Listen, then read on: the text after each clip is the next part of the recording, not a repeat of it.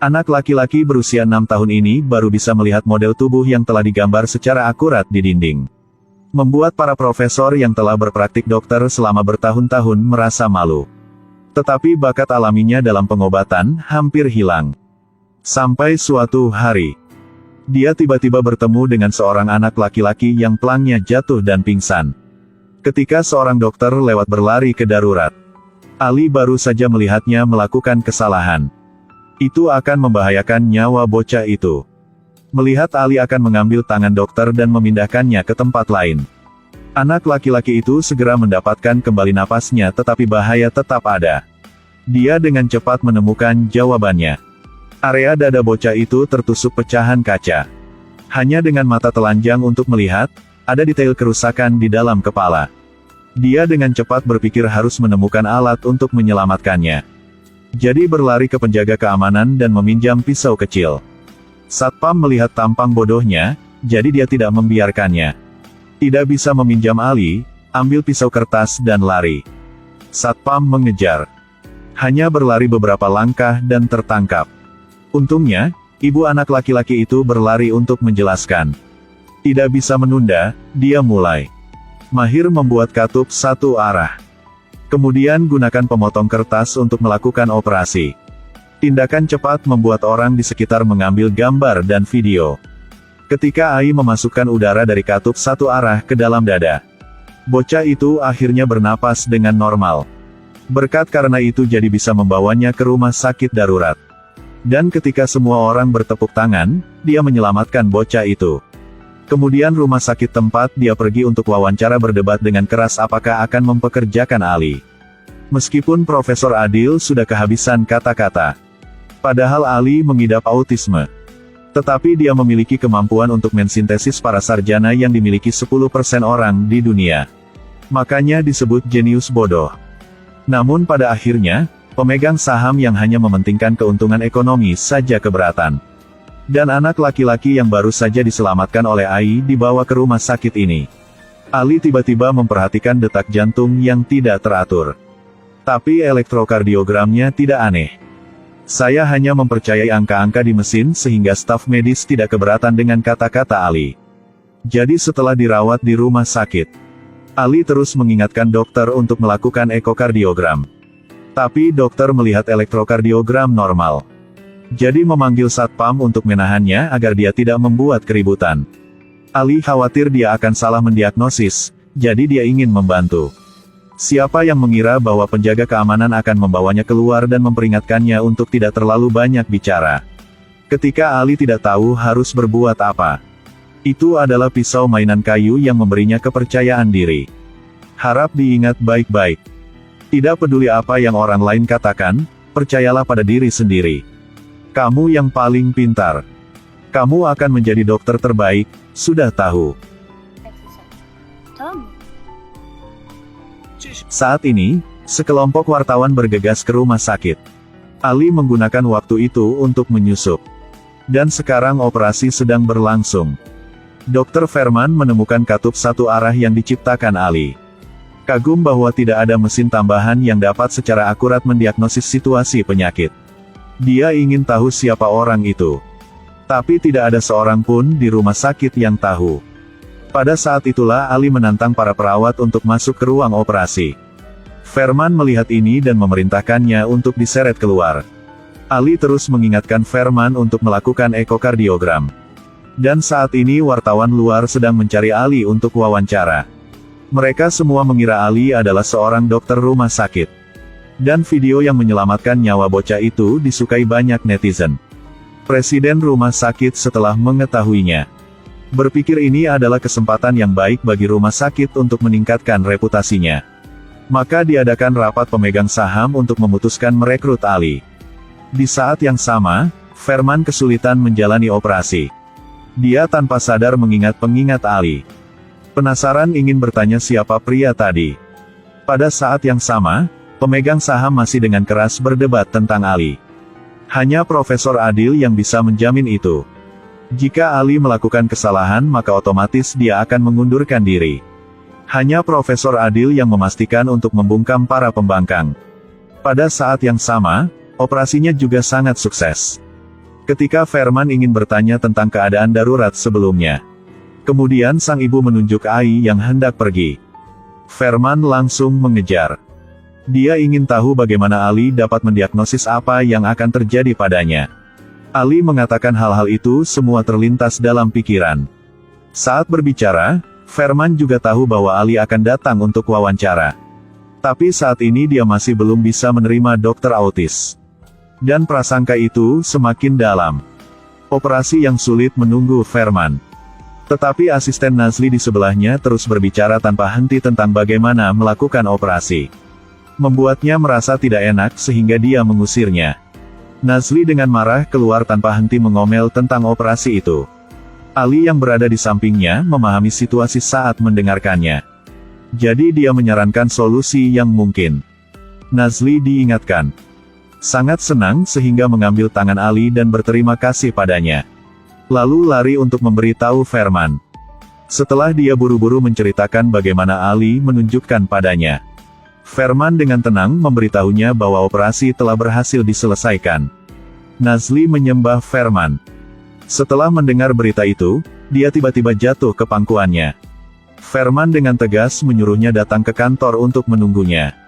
Nazli mengira dia akan dimarahi karena tidak menjaga ketenangannya selama operasi. Tapi Ferman memujinya.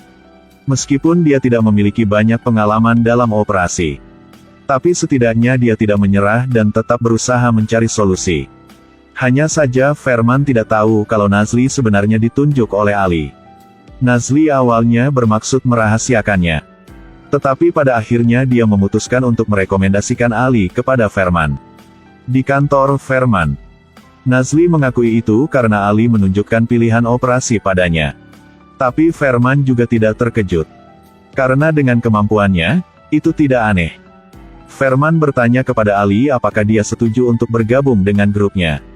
Nazli sekarang tahu bahwa Ali adalah dokter terkenal di internet. Tapi Ali terlalu cepat bersemangat. Satu-satunya hal yang bisa dia pelajari. Itulah alasan mengapa tidak bisa menjadi ahli bedah. Pada saat ini, sekretaris datang dan memanggil Ali untuk bertemu dengan dewan direksi. Bagaimana nasibnya akan berubah? Seorang jenius medis yang hanya bisa melihat dengan mata telanjang telah mendiagnosis kondisi penyakit berbahaya. Tetapi ketika sampai di rumah sakit, dibawa keluar oleh satpam sebagai orang gila.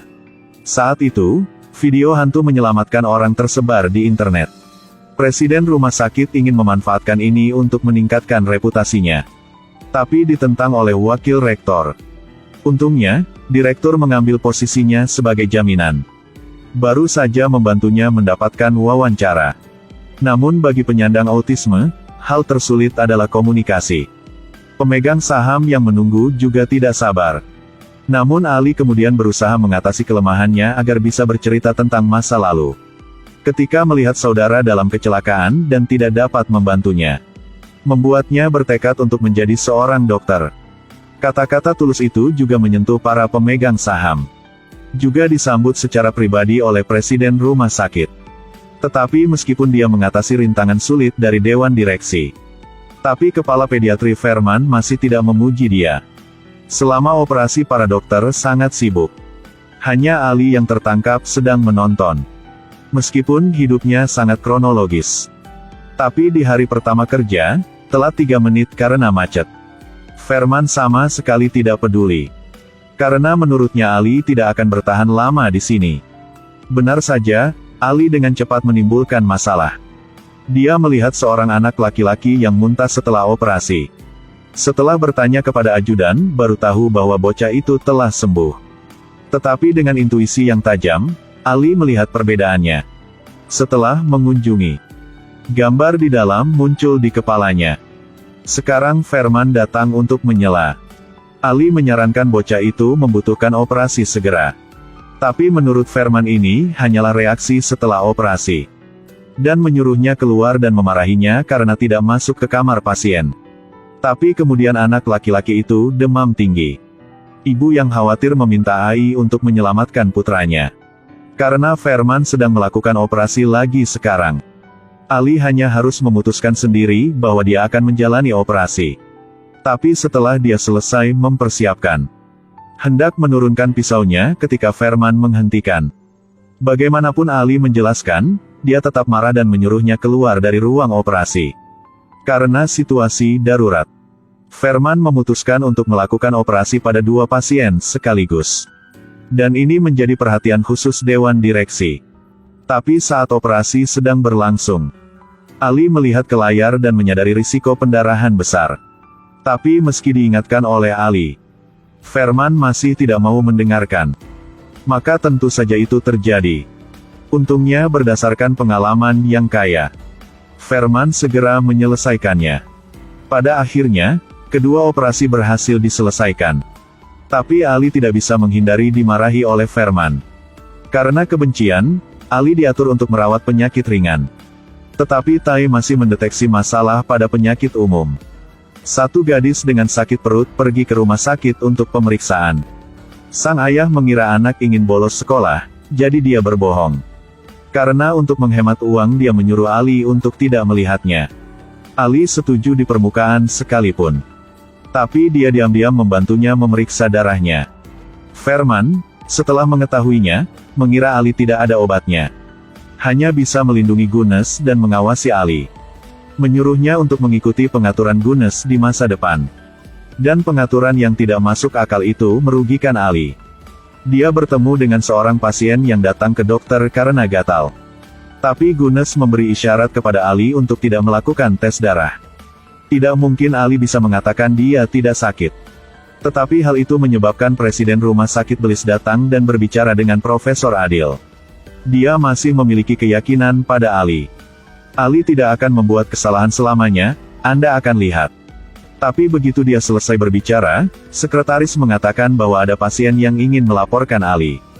Membuat kata-kata yang diucapkan seperti tamparan di wajah Profesor Adil. Membuatnya kehilangan muka. Tapi saya tidak percaya Ali akan membuat kesalahan mendasar seperti itu. Pergi ke pasien lain untuk meminta klarifikasi.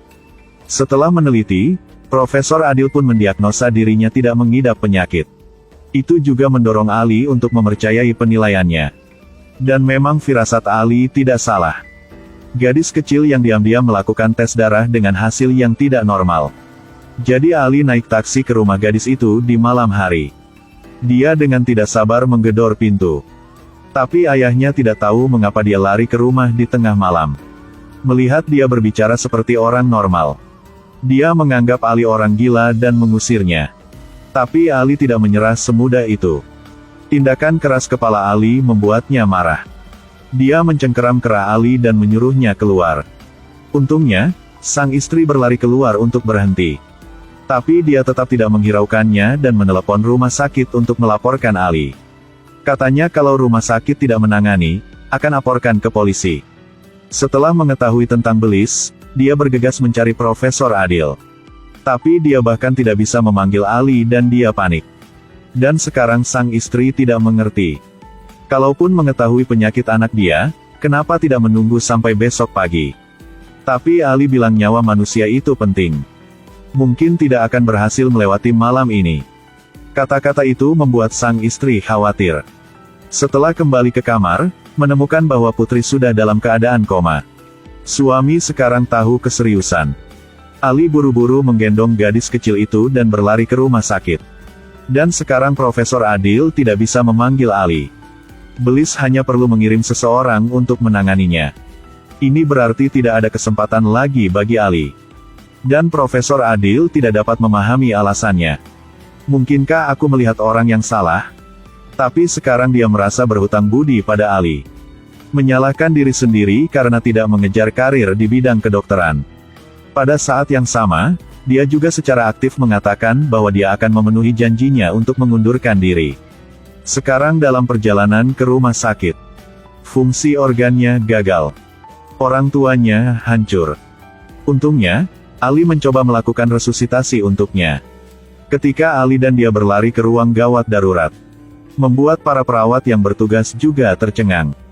Mereka tidak tahu apa lagi yang akan dilakukan orang gila ini. Tetapi dengan sangat cepat, di bawah kendali Ali, dia bergegas untuk mempersiapkan operasi. Dan di sini Bliss tidak tega membiarkan Profesor Adil mengundurkan diri. Tapi dia selesai menulis surat pengunduran dirinya. Ketika mereka berdua berpelukan selamat tinggal, telepon profesor berdering. Banyak hal telah berubah. Di sini Ali siap untuk dioperasi. Ini adalah operasi pertama ketika dia datang ke sini untuk bekerja. Tapi ketika dia hendak menurunkan pisaunya, Ferman datang untuk berhenti lagi. Meski tidak seserius dulu, tetap menyuruh Ali keluar. Pada saat inilah Wakil Rektor Tanju berdiri dan berbicara mewakili Ali. Ali tidak menyangka orang yang awalnya keberatan datang ke sini. Sekarang bantu dia tinggal di ruang operasi. Dia tidak tahu plot di baliknya. Pak Tanju ingin memanfaatkan kesalahan Ali untuk memaksa Profesor Adil mengundurkan diri. Dan jika Ali berhasil, dia juga menikmati reputasi membantu orang-orang berbakat. Harapan dan tekanan ada di Ali. Saat ini, Profesor Adil berlari untuk mencari tahu situasinya. Dia akhirnya menunjukkan senyum puas.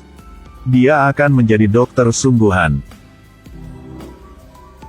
Sehingga kau tidak perlu keluar rumah sakit.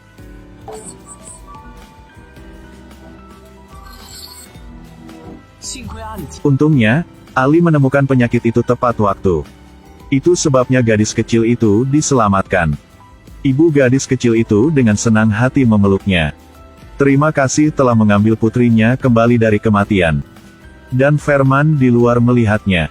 Meskipun dua operasi Ali terganggu oleh dia, tapi melalui pengujian secara bertahap membuatnya mengubah pandangannya tentang Ali. Namun keesokan harinya Ferman memberi Ali tugas yang sangat sulit. Nazli tidak mengerti mengapa Ferman terus mempersulit Ali. Tapi kata Ferman, bahkan seorang jenius pun harus melalui kerja keras untuk menjadi seorang jenius. Jalan menuju keselamatan itu sulit dan panjang. Bisakah Ali lulus ujian kali ini?